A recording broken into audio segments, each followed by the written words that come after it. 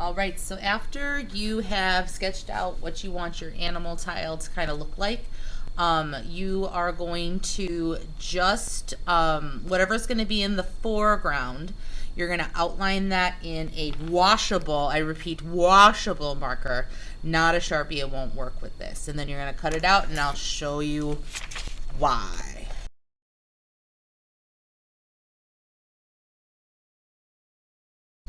All right, after that, when you get your clay, you're going to want to roll it out so it's about this size. If it needs to be bigger, then you are just going to add more clay and keep rolling.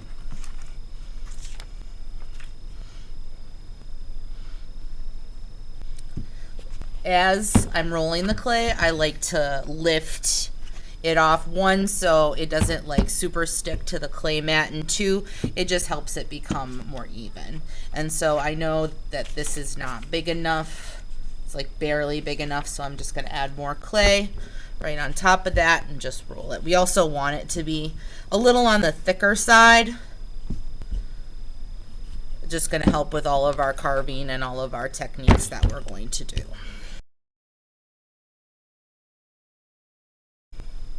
All right, so now I have this. I'm going to flip it over, and what I'm going to do is I'm just going to gently rub that onto the clay. Rub, rub, rub. Rub, rub, rub. And then while I still have this nice shape on here, I'm going to use that to my advantage and cut out that slab, and then lift it off, and bam, my bear's on the clay. Very nice. And so what I'm going to do is, because I want my bear to kind of be in the foreground, I want it to look like it's popping out, I'm going to use my loop tool, and I'm going to start to carve around where I want to carve around, and I'll incise the background.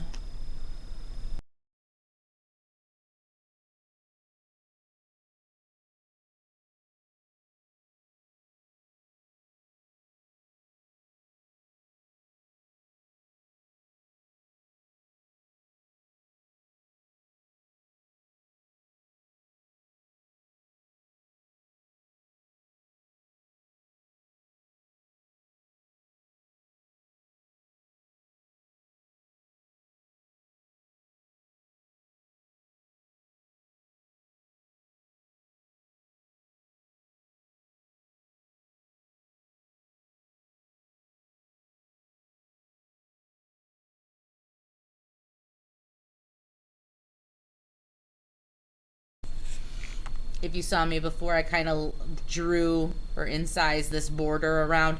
Just kind of looks nice to have like something kind of frame your piece. And so now, before I start the background, I'm going to take just the slip water, and I'm just going to smooth out everything just so it gives me a nice surface to do some incising.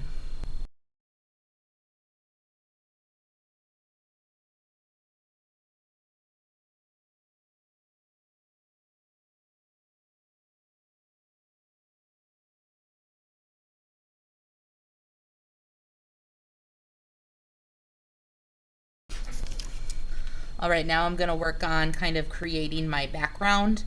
And so I'm gonna try and use the incising tools as much as I can, because when you incise with a needle tool, it even though it's really good for like drawing and incising into the clay, it like picks up these like little bits. So as much as I can, I'm gonna try to use these, because as you like press into the clay, it doesn't leave any of those like little like bits of clay behind. So I'm probably going to make like a pattern on my border or something like that. So when you can, really utilize these tools. Some have like little serrated edges, some have like smooth and sharp, some have tinier ones. Think about using those.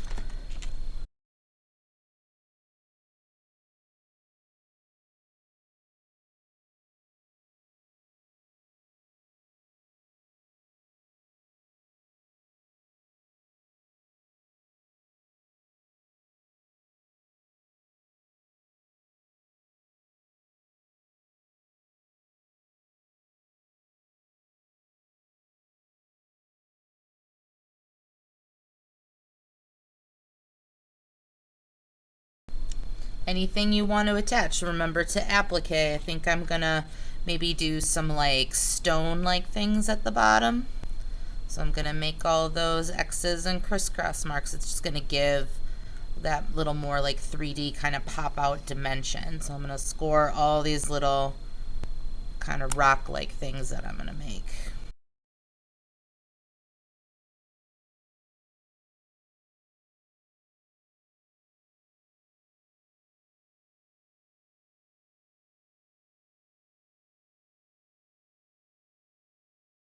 Notice when I'm working, I'm always like going back and refining, like I'm always like cleaning up the bear. I'm always making sure that like it looks deep enough, it looks separated from the background and things like that.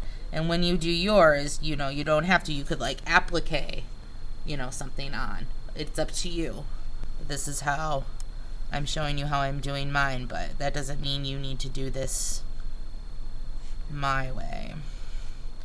Making sure that tree looks a little bit more like a tree, this waterfall. I don't know, not the happiest with it, but whatever, I guess it'll be okay. And these marker things won't show when we take it out of the kiln, so make sure that you trace everything with your incising.